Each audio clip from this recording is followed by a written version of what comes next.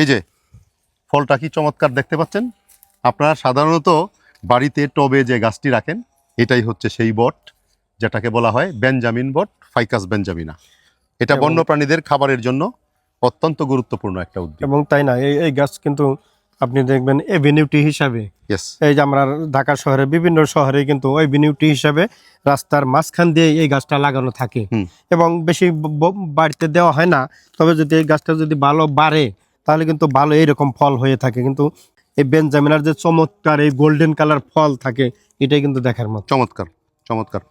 তো এই উদ্ভিদটি যদি থাকে আপনাদের এলাকায়, ওটাকে রেখে দিতে চেষ্টা করবেন। তার কারণ হলো এইটার যে ফল বন্য প্রাণীদের জন্য, বন্য পাখিদের জন্য অত্যন্ত সুস্বাদু একটি খাবার। মানুষের জন্য সুস্বাদু নয়, একেবারেই সুস্বাদু নয়। এই যে আমি খেলাম, কোনো টেস্ট নেই। এটা ফুড চেইনে অত্যন্ত গুরুত্বপূর্ণ ভূমিকা পালন করে, বন্যের পাখিরা খায়। সো দ্যাট এই উদ্ভিদটি আমাদের প্রকৃতিতে যদি থাকে তাহলে রেখে দেওয়া উচিত।